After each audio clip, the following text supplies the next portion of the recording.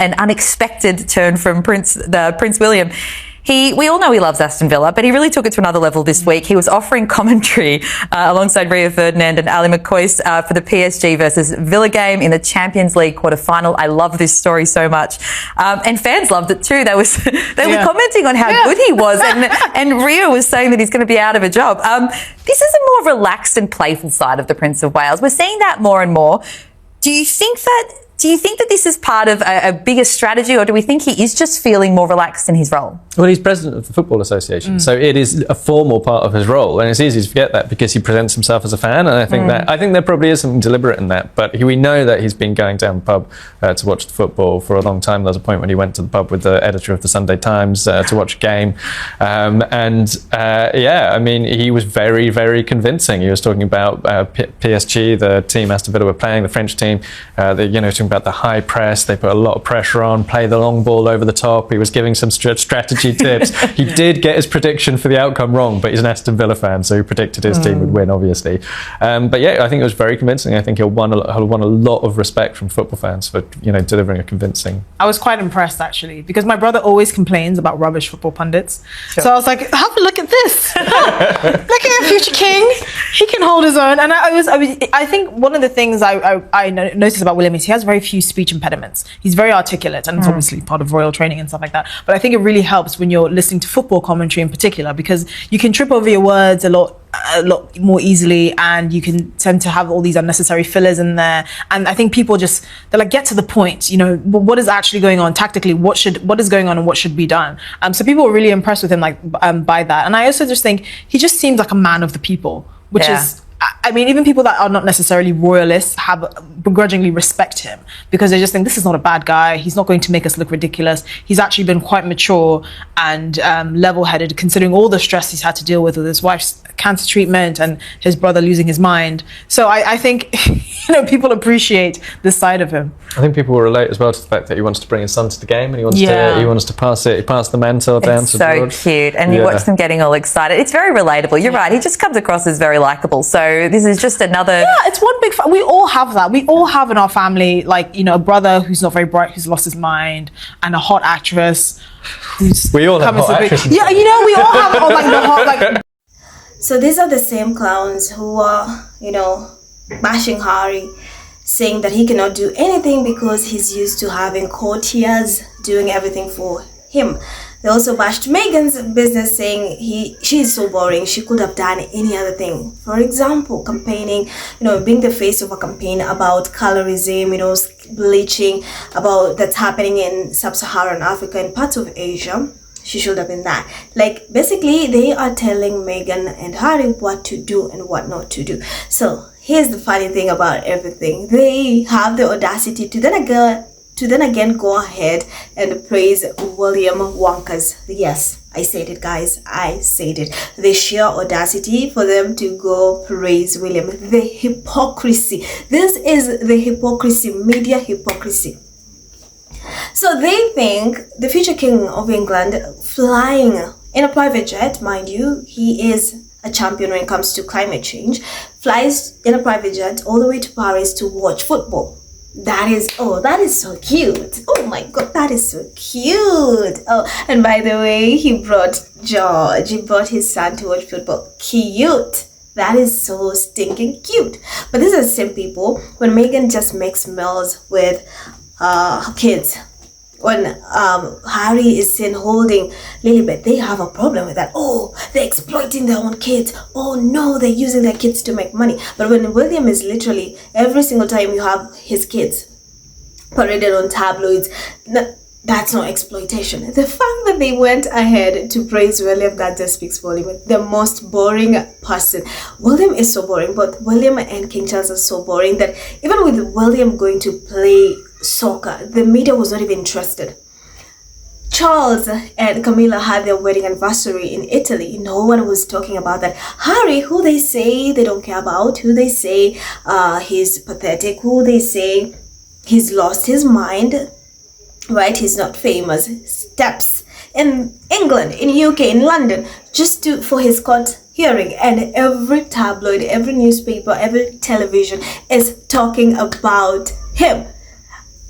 Imagine you cannot, as the future king of England, cannot even outdo his own younger brother, who's the youngest. The people who they're saying Harry is pathetic, boring, blah blah blah, but he does not even to do much. He just needs to pop, to appear, and everybody is fixated on him.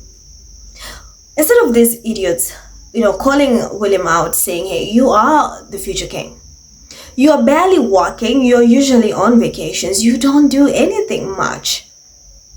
Instead of holding William accountable, holding Kate accountable for their continuous laziness. No. That is something they're happy. Oh, it's so cute. He's the president of the football, football team. He's the president. Yeah? President of Football Association. Yeah, that's the word I was looking for. If it was Harry doing that, if Harry goes on vacation, if Harry dares just to even go do something, it's PR. Harry goes to Ukraine literally to do something meaningful, to create awareness, to literally, meet with the veterans and the wounded soldiers, see what's happening there, create awareness, let the world, remember, hey, there's a war going on in Ukraine. Keep them in your prayers, send them love, support. That is saying, it's PR. This is just PR. He's pretending he does not care. But Wonkas, who is literally watching football and always spends a lot of time on football forums talking about football, mind you, he's the future king. He is funded by taxpayers' money. Oh, no. That is, let's clap a round of applause, please, for William. Oh, William is our king, watches football. And did you see how cute it was? He brought his son. Let's clap. Amen. Clap. This man is bonkers. This man is nuts. And I cannot even begin to tell you the hypocrisy of the media. They keep shielding William, protecting William. They don't hold him accountable. Instead of asking the right questions, like, why are you doing what you're doing? Why are you not walking? You're the future. Why did you go to your brother's, why did you make an appearance to a man who said vile things about your brother? What are you doing? You are the future king, heir to the throne. And you mean you spend times on football forums and going to watch football, and then Harry, who's basically fighting for his security, Harry, who has done so many things for people, the charities he's set up, the lives he's changed. Look at the Invictus Games. He's never even committed any crime. He's served, he's fought for his country. Gets the short end of the stick. But they're praising William. Mind you, he was just on vacation the other day in Coachville with Kate. I think this is the third vacation this year. But now, somehow, instead of being pissed that we are funding, you cost us millions in taxpayers' money, and then you go watch football, you do not work. When you just have to appear, greet hands, got ribbons, do what. That is even exhausting when it comes to William and Kate. They're exhausted, they can't even do that. But these clowns, but they dare say that Meghan should not be selling jam. It's boring. Harry does not even know anything to do. He's used to courtiers. That's why the Centre Valley charity did not do well, because, he can't even run anything.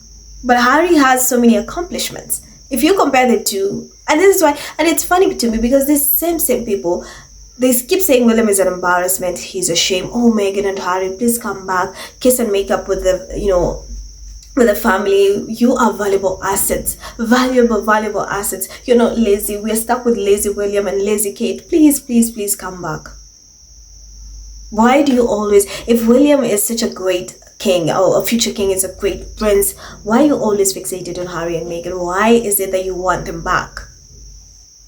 Sometimes I don't know if these people, there's a loose nut somewhere in their brains, because I don't know if they just say, and this is just stroking William's ego. It's like, oh, William, you want to watch football? Oh, that's awesome. You're awesome. You're so awesome. You watch football?